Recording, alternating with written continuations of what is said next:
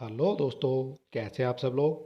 उम्मीद है आप सब अच्छे होंगे और अपनी तैयारी को बड़े बेहतरीन ढंग से कर रहे होंगे। आप जानते हैं दोस्तों, हम अपने चैनल के माध्यम से आर की तैयारी करा रहे हैं और हमारा उद्देश्य है आपको कम समय में बेहतर कंटेंट उपलब्ध कराना।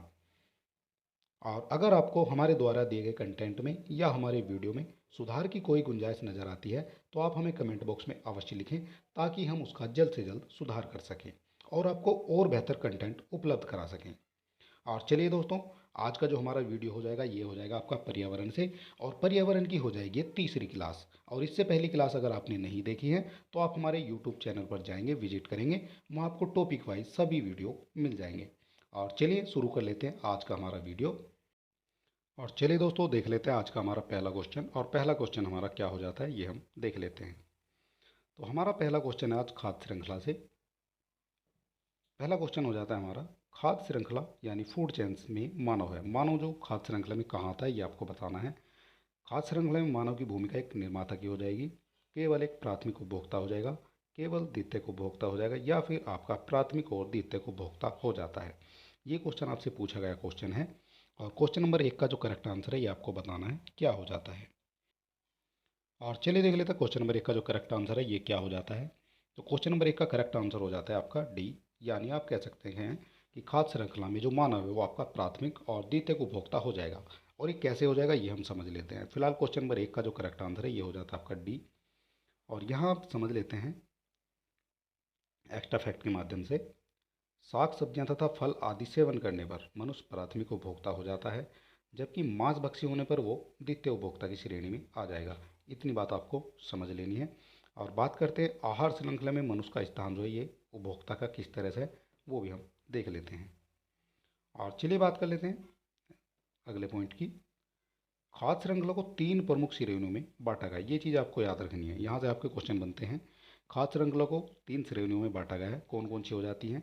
एक हो जाता है आपका उत्पादक, दूसरा हो जाता है आपका उपभोक्ता, और तीसरा हो जाता है आपका अपघटक। ठीक है, ये तीनों चीज़ें आपको याद रखनी है। बात करते हैं इस श्रृंखला में मनुष्य को जो है दूसरी श्रेणी अथवा उपभोक्ता के अंतर्गत वर्गीकृत किया गया है। क्योंकि उत्पादक तो हो नहीं सकता, क्योंकि उत्पादक तो आपके हरे पौधे होते हैं जो प्रकाश संश्लेषण की क्रिया में अपने भोजन का उत्पादन करते हैं। और ये लाइन वही लिखी हुई है, जो अपने भोजन का उत्पादन नहीं करते हैं वे खाद्य श्रृंखला में निचली प्रजातियों द्वारा उत्पादित भोजन का उपभोग करते हैं। ठीक है, जो प्रकाश संश्लेषण की क्रिया में आपका जो है भोजन बनाते हैं उनके ऊपर जो वो निर्भर होते हैं पूरी तरह से। बात करते हैं, उन्हें श्वसन की प्रक्रिया द्वारा एटीपी के रूप में ऊर्जा को परिवर्तित करते हैं। ये चीज़ भी आपको याद रखनी है। ठीक है, यहाँ से आपने समझ लिया है मनुष्य जो है वो प्राथमिक और द्वितीयक दोनों उपभोक्ता हो जाते हैं। बात करते हैं वे पौधों और जानवरों दोनों से ऊर्जा लेते हैं। जो आपका मनुष्य होता है ये आपका दोनों से ऊर्जा लेता है, पौधों से भी और जानवरों से भी। और इस प्रकार सर्वाहारी कहलाते हैं। इस प्रकार मनुष्य सर्वाहारी कहलाएगा। और किसी विशेष पोषी स्तर के लिए ऊर्जा प्रवाह पिछले पोषी स्तर की तुलना में 10% हो जाता है। ये चीज़ आपको समझ लेनी है। और चलिए बात कर लेते हैं, क्वेश्चन नंबर हो जाता है 2, और 2 नंबर हमारा क्या कहता है ये हम समझ लेते हैं। समुद्री वातावरण में मुख्य प्राथमिक उत्पादक होते हैं। जो आपके मुख्य प्राथमिक उत्पादक होते हैं समुद्री वातावरण में कौन कौन से हो जाते हैं? ये हो जाता है आपका फाइटो प्लैंक्टन्स, समुद्री अपतरण, समुद्री आवर्तबीजी, या फिर जलीय बायोफ्राइट्स।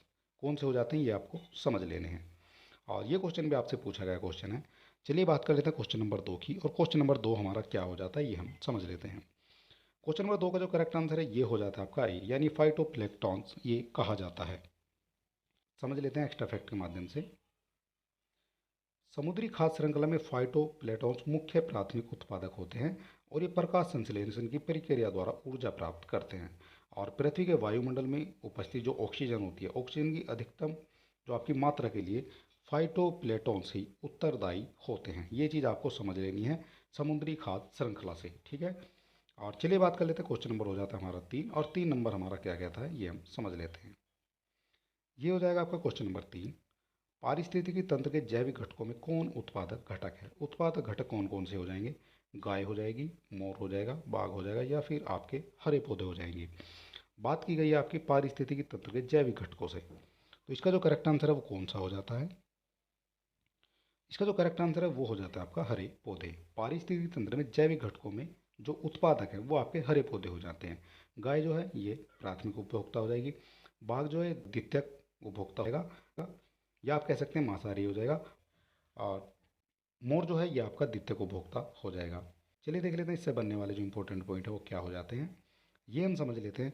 जैविक घटकों में हरे पौधे उत्पादक घटक के अंतर्गत आते हैं और हरे पौधे सूर्य के प्रकाश का उपयोग करके प्रकाश संश्लेषण की क्रियाविधि द्वारा अपना आहार स्वयं निर्मित करते हैं। ये चीज़ आपको याद रखनी है। और चलिए बात कर लेते हैं, क्वेश्चन नंबर हो जाता है हमारा 4 और 4 नंबर हमारा क्या कहता है ये हम समझ लेते हैं। ये हो जाता है हमारा क्वेश्चन नंबर 4। प्रथम पोषक स्तर के अंतर्गत आते हैं। प्रथम पोषक स्तर के अंतर्गत कौन आते हैं? शाकाहारी जंतु आ जाएंगे, मांसाहारी जंतु आ जाएंगे, सर्वभक्षी जंतु आ जाएंगे या फिर हरित पादप आपके आ जाएंगे। कौन से आ जाएंगे ये आपको समझ लेना है। क्वेश्चन नंबर हो जाता है हमारा 4 और 4 का जो करेक्ट आंसर है, 4 का जो करेक्ट आंसर है ये हो जाता है आपका हरित पादप। क्वेश्चन एक ही होता है लेकिन उसको एग्जामिनर जो है कई तरह से आपसे पूछ सकता है, ठीक है? ये चीज़ आपको याद रखनी है। और चलिए बात कर लेते हैं, क्वेश्चन नंबर 4 का हमें करेक्ट आंसर बताना है। तो क्वेश्चन नंबर 4 का जो करेक्ट आंसर है वो हरित पादप हो गया है। और बात कर लेते हैं इससे बनने वाले एक्स्ट्रा पॉइंट की। तो ये हो जाता है आपका जो आपके हरे पौधे होते हैं वे सभी पौधे जो कि प्रकाश संश्लेषण के द्वारा भोजन का निर्माण करते हैं प्राथमिक पोषक या उत्पादक कहलाते हैं। इतनी बातें आपको याद रखनी है। जो आपकी प्रकाश संश्लेषण के द्वारा भोजन ग्रहण करते हैं, यानी इनको आप पेड़ पौधे ही कह सकते हैं। और ये सूरज के जो प्रकाश संश्लेषण की क्रिया होती है उसके द्वारा ये भोजन ग्रहण करते हैं, तो ये आपके प्राथमिक उत्पादक कहलाते हैं। और इन पर जो निर्भर होते हैं वो आपके प्राथमिक उपभोक्ता हो जाते हैं, यानी वो इसका उपभोग करते हैं। ठीक है, ये चीज़ आपने समझ ली है। और चलिए बात कर लेते हैं, क्वेश्चन नंबर हो जाता है हमारा 5 और 5 नंबर हमारा क्या कहता है ये हम समझ लेते हैं। जैविक एवं अजैविक संगठनों के मध्य बिचौलिए का कार्य करते हैं। बिचौलिए का कार्य कौन करते हैं? जैविक और अजैविक संगठनों के मध्य परजीवी, वियोजक, उत्पादक या फिर आपके उपभोक्ता। ये क्वेश्चन आपका आर की परीक्षा में पूछा गया क्वेश्चन है। क्वेश्चन नंबर हो जाता है 5 और 5 का जो करेक्ट आंसर है ये हो जाता है आपका बी और सी। बी और सी आपका यानी वियोजक और उत्पादक का जो काम है वो आपका बिचौलिए का काम करते हैं।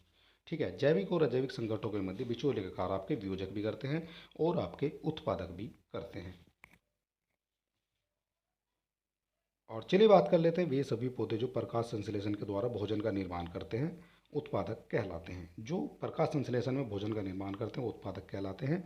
और एक और जहाँ ये प्रकाश संश्लेषण के द्वारा अपना भोजन बनाते हैं और मृदा से खनिज एवं पोषक तत्व प्राप्त करते हैं, वहीं दूसरी ओर ये जो स्वयं उपभोक्ता यानी शाकाहारी, मांसाहारी और सर्वाहारी जीवों के लिए प्रत्यक्ष या फिर अप्रत्यक्ष रूप से भोजन का स्रोत के रूप में ये विद्यमान हो जाते हैं। ठीक है, इतनी चीज़ें आपको याद रखनी है। और वियोजक जो है ये मृत जीवों का अपघटन करते हैं। ठीक है, ये चीज़ आपको याद रख लेनी है क्वेश्चन नंबर 5 से। और चलिए थोड़ा एक्स्ट्रा फैक्ट के माध्यम से समझ लेते हैं। पारिस्थितिक तंत्र में जैविक संगठनों को दो प्रमुख भागों में विभाजित किया जाता है। कौन कौन से हो जाते हैं? एक स्वयंपोषी संगठक हो जाता है, दूसरा हो जाता है आपका परपोषित संगठक। स्वयंपोषी की बात करते हैं तो ये हो जाता है, ये स्वयंपोषी वे होते हैं जो प्रकाश संश्लेषण और रसायन संश्लेषण द्वारा अपना आहार निर्मित करते हैं।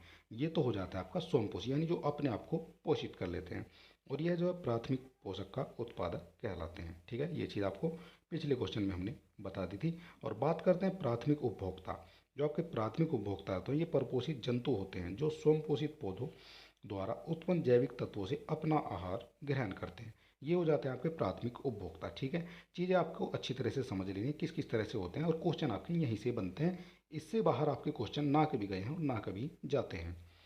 और द्वितीय उपभोक्ता प्राथमिक उपभोक्ता से, जो आपके द्वितीय उपभोक्ता होते हैं प्राथमिक उपभोक्ता से, तथा तृतीय उपभोक्ता प्राय द्वितीय उपभोक्ता द्वारा उत्पन्न जैविक तत्वों से अपना आहार प्राप्त करते हैं, और जिसे आप समझ सकते हैं। और ये आप देख सकते हैं किस तरह से जो है ये समझा जा सकता है। और यहाँ हम थोड़ा सा इसको एडजस्ट करके आपको दिखा देंगे। और यहाँ हमें ये काफ़ी छोटा करना पड़ सकता है। और चलिए समझ लेते हैं इसके माध्यम से। सबसे पहले सूर्य का प्रकाश आएगा और सूर्य का प्रकाश आपका ये प्रथम जो जो आपका उत्पादक होता है उसके पास जाएगा सूर्य का प्रकाश। उसके बाद जो है उसके बाद आपका प्रकाश संश्लेषण की क्रिया होगी। इस संश्लेषण की क्रिया के बाद उसको जो है वो भोजन बनाएगा और उस भोजन को एक शाकाहारी खा लेता है। शाकाहारी के बाद ये बन जाता है इसका प्राथमिक उपभोक्ता। ये बन जाता है प्राथमिक उपभोक्ता। और इसके बाद प्राथमिक उपभोक्ता को खा जाता है आपका मांसाहारी। ठीक है, ये मांसाहारी खा जाता है तो ये जो मांसाहारी ये आपका द्वितीय उपभोक्ता हो जाता है। इसके बाद वो आपका शीर्ष मांसाहारी जो तृतीय उपभोक्ता हो जाता है, तृतीय उपभोक्ता हो जाता है, ये आपका शीर्ष मांसाहारी हो जाता है। ठीक है, और तीनों में ही जो है ऊर्जा का प्रभाव होता है। और ऊर्जा की बात करते हैं तो ये आपका जो 100% की बात करते हैं सबसे पहले 100% होगी और जो नेक्स्ट लेवल पर जाएगी वो आपकी 10% जाएगी। ठीक है, ये चीज़ आपको याद रखनी है। इसका जो है 90% वो ख़त्म होता रहेगा और 10% जो है ये आगे जाता रहेगा। ठीक है, ये चीज़ आपको समझ लेनी है। और चलिए बात कर लेते हैं, क्वेश्चन नंबर हो जाता है हमारा 7 और 7 नंबर हमारा क्या कहता है ये हम समझ लेते हैं। निम्नलिखित युग्मों में कौन सही सुमेलित है? सही सुमेलित आपको बताना है। पर्वत सर्वाधिक स्थायी पारितंत्र है, आपको बताना है। आपको बताना है सही सुमेलित कौन सा हो जाएगा। अजैविक जीवाणु हो जाएगा, हरे पौधे पारिस्थितिक तंत्र हो जाएगा, वर्षा जो है ग्लोबल वार्मिंग हो जाएगा। आपको बताना है इनमें से करेक्ट कौन सा हो जाता है। क्वेश्चन नंबर 7 का जो करेक्ट आंसर है ये हो जाता है आपका सी, यानी हरे पौधे ये आपके पारिस्थितिकी तंत्र के अंतर्गत आ जाते हैं। ठीक है, ये चीज़ आपको समझ लेनी है। और बात करते हैं इससे बनने वाले इंपॉर्टेंट पॉइंट की। हरे पौधे जो हैं ये आपके पारिस्थितिक तंत्र के अंतर्गत आते हैं और ये आपका सही सुमेलित विकल्प हो जाता है। बात करते हैं सर्वाधिक स्थायी पारितंत्र कौन सा है, तो वो हो जाता है महासागर। और जीवाणु जैविक अवयव है तथा वार्मिंग के लिए जलवाष्प, कार्बन डाइऑक्साइड, मीथेन आदि गैसें जो हैं ये उत्तरदायी हो जाती हैं। ये चीज़ भी आपको समझ लेनी है। और चलिए बात कर लेते हैं, क्वेश्चन नंबर हो जाता है हमारा 8 और 8 नंबर हमारा क्या कहता है ये हम समझ लेते हैं। बात करते हैं क्वेश्चन नंबर 8 की। पारिस्थितिकी निकाय में ऊर्जा का प्राथमिक स्रोत है, तो ये क्या हो जाएगा? पारिस्थितिकी निकाय में ऊर्जा का प्राथमिक स्रोत क्या हो जाता है? किण्वन में उत्सर्जित ऊष्मा हो जाएगी, वनस्पति में संरक्षित शर्करा हो जाएगी, सौर ऊर्जा हो जाएगी, या फिर उपरोक्त में से कोई नहीं। क्वेश्चन नंबर 8 है, क्वेश्चन नंबर 8 का आपको करेक्ट आंसर बताना है ये क्या हो जाता है। क्वेश्चन नंबर 8 का जो करेक्ट आंसर है ये हो जाता है आपका सौर ऊर्जा। पारिस्थितिकी निकाय में ऊर्जा का प्राथमिक स्रोत होता है सूर्य की ऊर्जा, क्योंकि सूर्य की ऊर्जा जो है यह आपकी प्राथमिक उत्पादक के पास जाती है और जो उत्पादक होता है वो सौर ऊर्जा से अपना प्रकाश संश्लेषण की क्रिया से अपना भोजन बनाता है। ठीक है, ये चीज़ आपको समझ लेनी है। पारिस्थितिक निकाय में ऊर्जा का प्राथमिक स्रोत हो जाएगा सूर्य की ऊर्जा। और बात कर लेते हैं, ये भी आपका यही लाइन दी गई है। पारिस्थितिकी निकाय में ऊर्जा का प्राथमिक स्रोत जो है सौर ऊर्जा हो जाता है। चलिए बात कर लेते हैं, क्वेश्चन नंबर हो जाता है हमारा 9 और 9 नंबर भी कई बार आपकी परीक्षा में पूछा गया क्वेश्चन है। और पारिस्थितिकी तंत्र का प्रेरक बल होता है। प्रेरक बल क्या होता है पारिस्थितिकी तंत्र का? कार्बोहाइड्रेट, बायोमास, कार्बन, या फिर आपका सौर ऊर्जा। ये आपको बताना है क्या हो जाएगा। क्वेश्चन नंबर 9 का करेक्ट आंसर आपको बताना है। तो क्वेश्चन नंबर 9 का जो करेक्ट आंसर है ये हो जाता है आपका सौर ऊर्जा। ठीक है, ये चीज़ आपको याद रखनी है। और सेम पैटर्न के क्वेश्चन आपको आपकी परीक्षा में देखने को मिल सकते हैं। और पारिस्थितिकी तंत्र का जो प्रेरक बल है ये सौर ऊर्जा हो जाता है। और चलिए बात कर लेते हैं, क्वेश्चन नंबर हो जाता है हमारा 10 और 10 नंबर हमारा क्या कहता है ये हम समझ लेते हैं। किसी भी पारिस्थितिकी तंत्र में ऊर्जा का पिरामिड होता है। किसी भी पारिस्थितिक तंत्र में ऊर्जा का पिरामिड होता है। तो ऊर्जा का जो पिरामिड होता है ये किस तरह का होता है? हमेशा सीधा होता है, शायद सीधा और उल्टा होता है। ये शायद वाला तो ये गलती हो जाता है, शायद ऐसा नहीं होता है, या तो सीधा होगा या उल्टा होगा। हमेशा उल्टा होता है या उपरोक्त में से कोई नहीं। ठीक है, तो ये इनमें से जो है आपको करेक्ट आंसर बताना है। तो किसी भी पारिस्थितिक तंत्र में ऊर्जा का जो पिरामिड होता है ये हमेशा आपका सीधा हो जाएगा। ठीक है, ये चीज़ आपको याद रखनी है। और इससे बनने वाले जो इंपॉर्टेंट पॉइंट है वो हम देख लेते हैं एक्स्ट्रा फैक्ट के माध्यम से। और चलिए देख लेते हैं, ये हो जाता है आपका क्वेश्चन नंबर 10 का जो करेक्ट आंसर है ये हो जाता है आपका ए। ठीक है, इतनी बात आपको आपने समझ ली है। और इससे बनने वाले जो इंपॉर्टेंट पॉइंट है वो क्या हो जाते हैं ये हम समझ लेते हैं। बात करते हैं पारिस्थितिकी तंत्र में ऊर्जा का पिरामिड सदैव सीधा होता है, कभी उल्टा नहीं हो सकता है। ठीक है, ये चीज़ आपको ध्यान रखनी है, कभी उल्टा नहीं हो सकता है। और क्योंकि जब ऊर्जा किसी विशेष पोषक स्तर में अग्र से पोषण स्तर में पहुंचती है तो प्रत्येक स्तर पर ऊष्मा के रूप में ऊर्जा का ह्रास होता है। मैं भी पिछले क्वेश्चन में आपको बता रहा था, अगर 100% आपकी ऊर्जा है तो अगले जो लेवल में वो आपकी केवल 10% जाएगी। तो इसमें जो 90% जो ऊष्मा है उसका जो है ह्रास हो जाता है। ठीक है, और वही चीज़ यहाँ आपको बताई गई है। बात करते हैं ऊर्जा पिरामिड का जो प्रत्येक स्तंभ है उस पोषण में स्तर में विशेष समय पर अथवा प्रत्येक जो आपकी प्रति इकाई क्षेत्र वार्षिक ऊर्जा का द्योतक होता है। समुद्र में जैव मात्रा यानी जैव भार जो है उसके जो पिरामिड प्राय उल्टे पाए जाते हैं। किस में उल्टे पाए जाते हैं? समुद्र में। इसका क्वेश्चन भी आप आगे देखेंगे। समुद्र में जैव मात्रा के जो पिरामिड है वो आपके उल्टे पाए जाते हैं। ठीक है, ये चीज़ आपको याद रखनी है। समुद्र में उल्टे पाए जाएंगे और आपके पारिस्थितिक तंत्र में जो है पिरामिड आपके सदैव सीधे पाए जाएंगे। ठीक है, क्योंकि जो समुद्र होता है उसमें जो वो मैं अभी आपको आगे बताने वाला हूँ किस तरह से होता है। और क्योंकि इसमें मछलियों की जैव मात्रा जो है पादप प्लवों की जैव मात्रा से अधिक पाई जाती है। ठीक है, ये चीज़ आपको समझ लेनी है। और जो आपका ऊर्जा का लेवल होता है, अगर बात करते हैं पारिस्थितिकी तंत्र में, तो वो कुछ इस तरह से होता है। यहाँ आपके हो जाते हैं उत्पादक, इसके बाद आपका हो जाता है प्राथमिक उपभोक्ता, इसके बाद यहाँ आ जाता है आपका द्वितीयक उपभोक्ता, और इसके बाद आ जाता है आपका सर्वाहारी, यानी सब चीज़ों को खाने वाला, ठीक है। और बात करते हैं वहीं आपके जो आपका सामुद्रिक होता है, ये हमेशा उल्टा बनता है। तो उल्टे में आपको जो सबसे ऊपर है, यहाँ सबसे ज़्यादा मछलियाँ जो आपकी सबसे ऊपर में पाएगी, और इससे जो है फिर ये कम होता चला जाएगा। तो इसको जो है ये सदैव जो है समुद्र का पिरामिड जो है ये हमेशा उल्टा बनेगा, और पारिस्थिति का आपका हमेशा सीधा बनेगा, ठीक है। ये चीज़ आपको समझ लेनी है। और सबसे नीचे जो है आपके प्लवक पाए जाते हैं, और प्लवक बहुत ही कम मात्रा में पाए जाते हैं, ठीक है। ये चीज़ आपको समझ लेनी है। अगर आपने अभी तक हमारे चैनल को सब्सक्राइब नहीं किया है तो आप सब्सक्राइब कर सकते हैं, और वीडियो को अपने दोस्तों में भी शेयर कर सकते हैं, और हमें मोटिवेट करने के लिए एक लाइक तो आपका बनता है। और चलिए देख लेते हैं, क्वेश्चन नंबर हो जाता है हमारा 11, और 11 नंबर हमारा क्या कहता है ये हम समझ लेते हैं। और ये हो जाता है आपका, एक पारिस्थितिकी तंत्र में ऊर्जा की मात्रा एक पोषण स्तर से अन्य पोषण स्तर में स्थानांतरण के पश्चात बढ़ेगी, घटेगी, स्थिर रहेगी, या बढ़ सकती है, या फिर घट सकती है। क्वेश्चन आपका आर की परीक्षा में पूछा गया है, और क्वेश्चन नंबर हो जाता है आपका 11। और 11 का जो करेक्ट आंसर है ये हो जाता है आपका बी, यानी आपकी जो पारिस्थितिक तंत्र में ऊर्जा की जो मात्रा है वो एक पोषण स्तर से अन्य स्तर में जाने पर घटेगी, ठीक है। कैसे, हमने अभी आपको बता दिया है पिरामिड के माध्यम से। सबसे जो ज़्यादा जो है ये 100% आपकी उत्पादक में हो जाएगी। इसके बाद जब वो नेक्स्ट लेवल पे पहुंचेगा तो आपकी केवल 10% ऊर्जा जो जाएगी, बाकी 90% का जो है ह्रास हो जाएगा, ठीक है। ये चीज़ आपको समझ लेनी है। और यहाँ समझ लेते हैं एक्स्ट्रा फैक्ट के माध्यम से। पारिस्थितिकी तंत्र में ऊर्जा का प्रवाह अजैविक प्रणाली से जैविक प्रणाली की दिशा में होता है। ऊष्मागतिकी के दूसरे नियम के अनुसार जब ऊर्जा एक पोषण से अन्य स्तर पर स्थान परिवर्तन करती है तब उसका कुछ ह्रास होता है, ठीक है। कितना ह्रास होता है? 90% ह्रास हो जाता है, और 10% की जो है नेक्स्ट लेवल में चली जाती है। अर्थात हर पोषण स्तर पर उपलब्ध ऊर्जा की मात्रा घटती है। ये चीज़ आपको क्वेश्चन के माध्यम से समझ ली है। इसलिए शीर्ष महासागरीय को सबसे कम ऊर्जा की प्राप्ति होती है, ठीक है। और चलिए देख लेते हैं, क्वेश्चन नंबर हो जाता है हमारा 12, और 12 नंबर हमारा क्या कहता है ये हम समझ लेते हैं। पारिस्थितिकी तंत्र में पोषी स्तर से दूसरे पोषी स्तर में स्थानांतरण से ऊर्जा की मात्रा, ये भी सेम क्वेश्चन है, और आपसे केवल हल्की सी लैंग्वेज चेंज करके दे दिया गया है।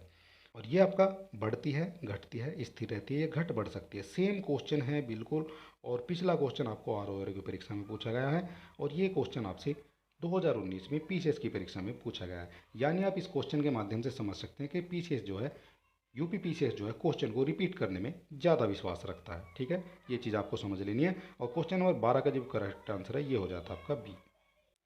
और चलिए देख लेते हैं, क्वेश्चन नंबर हो जाता है हमारा 13, और 13 नंबर हमारा क्या कहता है ये हम समझ लेते हैं।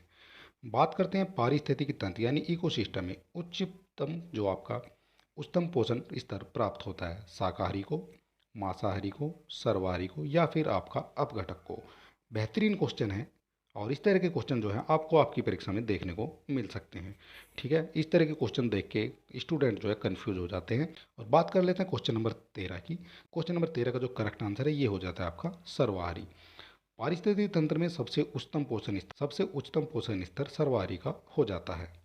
और चलिए समझ लेते हैं एक्स्ट्रा पॉइंट के माध्यम से। पारिस्थितिकी तंत्र की आहार श्रृंखलाओं में सामान्य 3 से 4 पोषण स्तर होते हैं, और सर्वाहारी को उच्चतम पोषण स्तर प्राप्त होता है, ठीक है। ये चीज़ आपको समझ लेनी है। जो आपका पिरामिड होता है इसमें 10-10% आप घटाते चलेंगे तो सबसे ज़्यादा जो है ये ऊपर वाले के हिस्से में ही आ जाता है। और चलिए बात कर लेते हैं, क्वेश्चन नंबर हो जाता है हमारा 14, और 14 नंबर हमारा क्या कहता है। जीव भार का पिरामिड किस पारिस्थितिकी तंत्र में उल्टा होता है? वन में, तालाब में, घासीय स्थल में, या फिर आपका शुष्क स्थल में। ये चीज़ मैंने पिछले क्वेश्चन में आपको समझा दी है। सबसे जो आपका हो जाता है उल्टा पिरामिड जो होता है ये आपका तालाब में हो जाता है, यानी समुद्र में हो जाएगा, पानी के अंदर जो भी होगा, तालाब में, और या फिर आपका समुद्र में, या फिर तालाब और समुद्र में जो है पारिस्थितिक तंत्र जो है उल्टा हो जाता है। और यहाँ समझ लेते हैं इसके माध्यम से। ये हो जाता है आपका पारिस्थितिक तंत्र के विभिन्न स्तरों में प्रति इकाई क्षेत्र में उपस्थित जैव भार के रेखा चित्रीय निरूपण को जैव भार का पिरामिड कहते हैं, ठीक है। किसको कहते हैं ये आपको पता ही है। स्थलीय पारिस्थितिक तंत्र में जैव भार का जो पिरामिड है ये हमेशा सीधा यानी अपराइट होता है। और जबकि जलीय की बात करते हैं जैसे तालाब और समुद्र, इनमें जो है जैव भार का पिरामिड हमेशा उल्टा यानी इन्वर्टेड होता है। ठीक है, ये चीज़ समझ लेनी है आपको। ये मैंने पिछले क्वेश्चन में आपको समझा दिया था। चलिए बात कर लेते हैं, क्वेश्चन नंबर हो जाता है हमारा 15, और 15 नंबर हमारा क्या कहता है, बायोमास का एक उल्टा पिरामिड किस पारिस्थितिकी तंत्र में पाया जाता है, समुद्र में, घास के मैदान में, वन में, या फिर टुंड्रा प्रदेशों में। बायोमास का उल्टा पिरामिड की बात हो रही है और क्वेश्चन नंबर हो जाता है 15, और 15 का जो करेक्ट आंसर है ये हो जाता है आपका ए, यानी समुद्र में आपका उल्टा पिरामिड पाया जाता है। पिरामिड से आपके कई क्वेश्चन देखने को मिल सकते हैं और पिरामिड से क्वेश्चन पूछे जाते हैं और लैंग्वेज बदल बदल के जो है आपसे क्वेश्चन पूछे जाते हैं। और चलिए बात कर लेते हैं, क्वेश्चन नंबर हो जाता है 16, और 16 नंबर हमारा क्या कहता है ये हम समझ लेते हैं। जैव वानिकी के संबंध में निम्नलिखित कथनों में से कौन सा सही है, सही आपसे पूछा गया है। और पहला जो कथन है वो हो जाता है आपका, इसका शाब्दिक अर्थ है जीवन का प्रबंधन। ठीक है, दूसरा पॉइंट है यह पारिस्थितिकी तंत्र का पर्याय यानी सिनोनिमस है, और यह प्राकृतिक तंत्रों के मूल्य पर बल देता है जो मानव तंत्र को प्रभावित करता है। आपसे पूछा गया कौन कौन से इनमें से कथन आपके सही हो जाते हैं, वो आपको बताने हैं। जैव वानिकी का जो शाब्दिक अर्थ है ये आपका जीवन का प्रबंधन नहीं होता है, पहला आपका गलत हो जाता है। और यह पारिस्थितिक तंत्र का पर्याय है, ये आपका करेक्ट हो जाता है। और तीसरा पॉइंट भी आपका करेक्ट हो जाता है, यह प्राकृतिक तत्वों के मूल्य पर बल देता है। ठीक है, ये चीज़ आपको समझ लेनी है। तो आपके करेक्ट हो जाएंगे 2 और 3, 2 और 3 दिए गए हैं आपके ऑप्शन नंबर सी में। ठीक है, 16 का जो करेक्ट आंसर है ये हो जाता है आपका सी। बात करते हैं जैव वानिकी अर्थात बायोनिक्स शब्द यानी बायोनोमिक शब्दों से मिलकर बना है, और बायो शब्द का जो तात्पर्य वो जीवन से है। ठीक है, जीव या जीवन से है, जबकि नोमिक्स ग्रीक शब्द का नोमोस से उत्पन्न है जिसका अर्थ है नियम यानी लॉ। इस प्रकार बायोनोमिक शब्द का जो शाब्दिक अर्थ है वो क्या हो जाता है, वो हो जाता है आपका शाब्दिक अर्थ जो है जीवन के नियम को प्रतीत होता है। ठीक है, ये चीज़ आपको समझ लेनी है। जैव वानिकी पारिस्थितिक तंत्र का पर्याय है और यह प्राकृतिक तंत्रों के मूल्य पर बल देता है। ठीक है, ये चीज़ आपको समझ लेनी है क्वेश्चन नंबर 16 से। और चलिए बात कर लेते हैं, क्वेश्चन नंबर हो जाता है हमारा 17, और 17 नंबर हमारा क्या कहता है ये हम समझ लेते हैं। निम्नलिखित में से कौन एक जैविक अनुक्रम की प्रवस्थाओं का सही क्रम है, सही क्रम कौन सा हो जाएगा ये आपको बताना है। और चलिए देख लेते हैं क्वेश्चन नंबर 17 का जो करेक्ट आंसर है ये क्या हो जाता है। तो क्वेश्चन नंबर 17 का करेक्ट आंसर हो जाता है ए, यानी नग्नीकरण, प्रवास, आस्थापन, प्रतिक्रिया, और उसके बाद हो जाता है आपका स्थिरीकरण। ठीक है, ये क्वेश्चन भी आपसे पूछा गया क्वेश्चन है। और ओम नाम के वैज्ञानिक ने अनुक्रम को एक क्रमागत विधि द्वारा बताया गया है। जैविक अनुक्रम का सही क्रम क्या हो जाता है ये हम समझ लेते हैं। सबसे पहले न्यूडेशन आ जाता है यानी नग्नीकरण आ जाता है, प्रवास यानी माइग्रेशन आ जाता है, आस्थापन यानी एसिसिस आ जाता है, और प्रतिक्रिया यानी रिएक्शन हो जाता है। उसके बाद आपका स्टेबलाइजेशन यानी स्थिरीकरण हो जाता है। ठीक है, ये चीज़ आपको समझ लेनी है इस मैप के माध्यम से। और चलिए देख लेते हैं, क्वेश्चन नंबर हो जाता है हमारा 18, और 18 नंबर हमारा क्या कहता है ये हम समझ लेते हैं। ये हो जाएगा आपका पारिस्थितिकी संक्रमण अवधारणा का सर्वप्रथम प्रयोग किया था, एल्डन द्वारा, बेनेट द्वारा, बर्कले द्वारा, या फिर आपका रेटजेल के द्वारा। क्वेश्चन नंबर 18 का जो करेक्ट आंसर है ये हम देख लेते हैं। क्वेश्चन नंबर 18 का जो करेक्ट आंसर है ये हो जाता है आपका बी, यानी बेनेट के द्वारा। ठीक है, पारिस्थितिकी संक्रमण का अवधारणा का सर्वप्रथम प्रयोग बेनेट द्वारा किया गया था। और चलिए बात कर लेते हैं, पारिस्थितिकी संक्रमण अवधारणा का सर्वप्रथम जो प्रयोग है ये जॉन डब्ल्यू बेनेट इनके द्वारा किया गया था, और इन्होंने यह अवधारणा 1976 में प्रकाशित अपनी पुस्तक the ecological transition, culture, anthropology and human adoption में प्रस्तुत की थी। इनकी बुक का नाम आप याद रख सकते हैं, 1976 में ही प्रकाशित हुई थी। चलिए बात कर लेते हैं, क्वेश्चन नंबर हो जाता है 19, और 19 आपका क्या कहता है ये हम समझ लेते हैं। समुदाय का पूर्ण क्रम जो क्रमशः एक निश्चित स्थान पर बदलता है वो क्या कहलाता है, पारिस्थितिकी अनुक्रम, शीयर, समुदाय गतिकी, या जैव भार का पिरामिड। और चलिए देख लेते हैं, क्वेश्चन नंबर आपका हो जाता है 19, और 19 का जो करेक्ट आंसर है ये क्या हो जाता है। तो 19 का करेक्ट आंसर हो जाता है आपका शीयर। ठीक है, ये चीज़ आपको समझ लेनी है। और बात कर लेते हैं आपकी, समुदाय का पूर्णक्रम जो क्रम से एक निश्चित स्थान पर बदलता है उसे शेयर कहा जाता है। ठीक है, तो शेयर से आपने समझ लिया, शेयर अगर आपकी परीक्षा में आएगा तो आप फटाक से इसका आंसर लगा सकते हैं। और बात कर लेते हैं क्वेश्चन नंबर 20 की। तो 20 नंबर आपका क्या कहता है, एक पारिस्थितिकी तंत्र के विभिन्न घटकों से होकर पोषक तत्वों को गुजरना क्या कहलाता है, जैव भू रासायनिक चक्र, जैव भूगर्भिक चक्र, पारिस्थितिकी चक्र या आपका जैविक चक्र। क्वेश्चन नंबर हो जाता है आपका 20 और 20 नंबर का जो करेक्ट आंसर है ये हो जाता है आपका जैव भू रासायनिक चक्र। ठीक है, ये चीज़ आपको समझ लेनी है क्वेश्चन नंबर 20 से। एक पारिस्थितिक तंत्र के विभिन्न घटकों से होकर पोषक तत्वों का गुजरना जैव भू रासायनिक चक्र कहलाता है। और यहाँ समझ लेते हैं एक्स्ट्रा फैक्ट के माध्यम से। एक पारिस्थितिकी तंत्र के विभिन्न घटकों से होकर पोषक तत्वों का गुजरना जैव भू रासायनिक चक्र कहलाता है। और इसके तहत जैव मंडल में जीव धारू या पर्यावरण के बीच विभिन्न रासायनिक तत्वों का चक्रीय प्रवाह होता है। ये भी आपको समझ लेना है। और चलिए देख लेते हैं क्वेश्चन नंबर हो जाता है हमारा 21 और 21 नंबर हमारा क्या कहता है ये हम समझ लेते हैं। पारिस्थितिकी स्थायी मिति व्ययिता है, यह किस आंदोलन का नारा है? एपिको का, नर्मदा बचाओ आंदोलन का, चिपको आंदोलन का, या फिर आपका उक्त में से कोई नहीं। क्वेश्चन नंबर हो जाता है आपका 21 और 21 नंबर आपका क्या कहता है ये आपको बताना है। क्वेश्चन नंबर 21 का जो करेक्ट आंसर है ये हो जाता है आपका चिपको आंदोलन का। पारिस्थितिकी स्थायी मिति व्ययिता है। ठीक है, ये चीज़ आपको समझ लेनी है। और ये हो जाता है आपका जो है चिपको आंदोलन पेड़ों की कटाई को रोकने के लिए एक किया गया एक महत्वपूर्ण आंदोलन था। और इस आंदोलन का नारा था पारिस्थितिकी स्थायी मिति व्ययिता। चिपको आंदोलन मूलतः उत्तराखंड के जो है वनों की सुरक्षा के लिए वहाँ के लोगों द्वारा 1970 के दशक में आरंभ किया गया था। आपको चिपको आंदोलन के बारे में इतनी बातें बिल्कुल याद रख लेनी है। और इसमें जो है लोगों ने पेड़ों को गले लगा लिया ताकि उन्हें कोई काट ना सके। और यह आलिंगन या चिपको आंदोलन के नाम से जाना जाता है। ये भी आपको समझ लेना है। चिपको की जगह आपसे अगर आलिंगन आंदोलन पूछा जाता है तो भी आप इसको लगा सकते हैं। और चलिए बात कर लेते हैं क्वेश्चन नंबर हो जाता है हमारा 22 और 22 नंबर हमारा क्या कहता है ये हम समझ लेते हैं। चिपको आंदोलन संबंधित है। चिपको आंदोलन किससे संबंधित है? पादप संरक्षण से, बाघ परियोजना से, घड़ियाल परियोजना से, या फिर आपका पादप प्रजनन से। क्वेश्चन नंबर 22 का जो करेक्ट आंसर है ये आप लगा सकते हैं पादप संरक्षण से। ठीक है, और इस तरह के क्वेश्चन भी सिंपल क्वेश्चन भी आते हैं। ऐसा नहीं है कि आपको वहाँ सारे क्वेश्चन जो हार्ड देखने को मिलेंगे, इस तरह से नहीं होता है। आपको जो है 20% क्वेश्चन आपको या 30% क्वेश्चन आपको आपकी परीक्षा में इस तरह से देखने को मिलेंगे। आप बिल्कुल आराम से उनको लगा सकते हैं। चलिए बात कर लेते हैं क्वेश्चन नंबर हो जाता है 23। पारिस्थितिकी पदछाप के माप की इकाई है भूमंडलीय हेक्टेयर, नैनोमीटर, हॉब्स क्यूबिक फुट, या फिर क्यूबिक मीटर, या फिर क्यूबिक टन। और ये भी क्वेश्चन जो है आरओआर की परीक्षा में पूछा गया क्वेश्चन है। और चलिए देख लेते हैं पारिस्थितिकी पदछाप की माप की इकाई जो है ये हो जाती है आपकी भूमंडलीय हेक्टेयर। और क्वेश्चन नंबर हो जाता है हमारा 24 और 24 नंबर हमारा क्या कहता है ये हम समझ लेते हैं। एक मनुष्य के जीवन को पूर्ण रूप से धारणीय करने के लिए आवश्यक न्यूनतम भूमि को क्या कहते हैं? जीवजात, पारिस्थितिकीय पदछाप, जीवोम, या फिर आपका निकेत। क्वेश्चन नंबर हो जाता है हमारा 24 और 24 का जो करेक्ट आंसर है ये हो जाता है आपका पारिस्थितिकीय पदछाप। ठीक है, ये चीज़ आपको समझ लेनी है।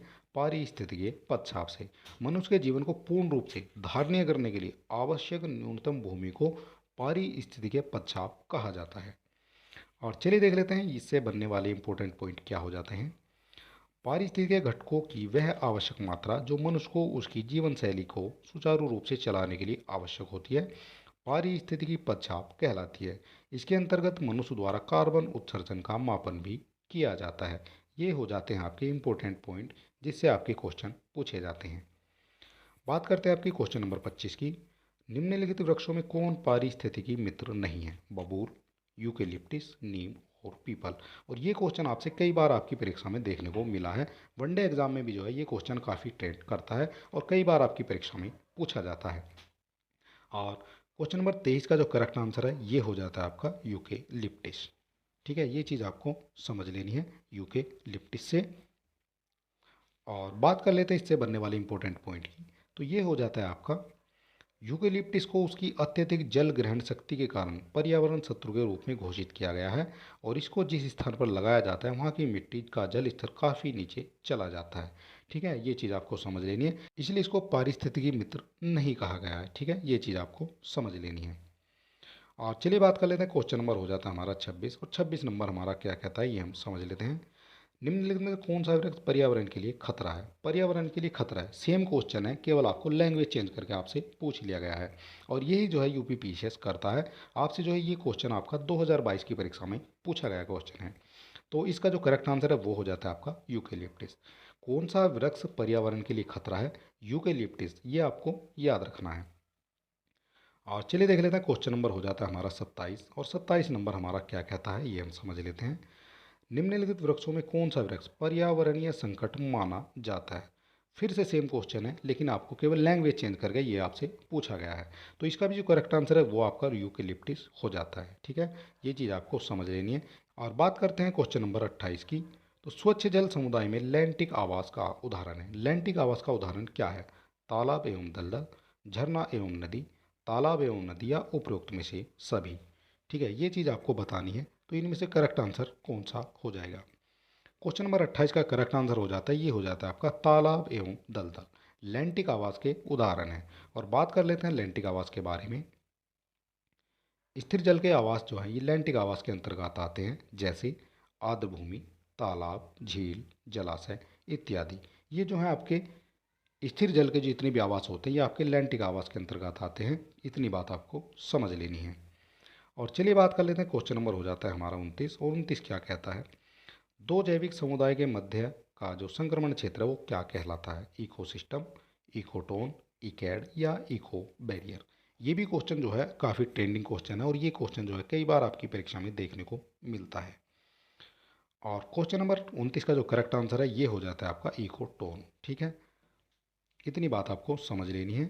दो भिन्न समुदाय के बीच का जो संक्रमण क्षेत्र ये आपका इकोटोन कहलाता है, और ये क्वेश्चन कई बार आपकी परीक्षा में देखा गया है। बात कर लेते हैं आपकी क्वेश्चन नंबर 30 की। तो सर्वाधिक स्थायी पारिस्थितिकी तंत्र निम्नांकित में से कौन सा है? सर्वाधिक स्थायी की बात हो रही है, ये मरुस्थल हो जाएगा, पर्वत हो जाएगा, महासागर हो जाएगा, या फिर आपके वन हो जाएंगे। क्वेश्चन नंबर हो जाता है 30, और 30 का जो करेक्ट आंसर है ये क्या हो जाता है ये आपको बताना है। क्वेश्चन नंबर 30 का जो करेक्ट आंसर है ये हो जाता है आपका महासागर। महासागर या समुद्र जो है ये आपका सर्वाधिक स्थायी पारितंत्र कहलाता है। ठीक है, इतनी बात आपको याद रखनी है क्वेश्चन नंबर 30 से। ये हो जाता है आपका विकल्पों में सर्वाधिक स्थायी पारितंत्र जो है ये महासागर हो जाता है। अगर आपने अभी तक हमारे चैनल को सब्सक्राइब नहीं किया तो सब्सक्राइब कर सकते हैं, वीडियो को अपने दोस्तों में शेयर कर सकते हैं। और ये जो पर्यावरण की हो जाती है तीसरी क्लास, और इससे पहली क्लास अगर आपने नहीं देखी है तो आप हमारे चैनल पर विजिट कर सकते हैं, वहाँ आपको टॉपिक वाइज सभी वीडियो मिल जाएंगे। ठीक है, तो चलिए दोस्तों मिलते हैं नेक्स्ट वीडियो में, और तब तक के लिए नमस्कार।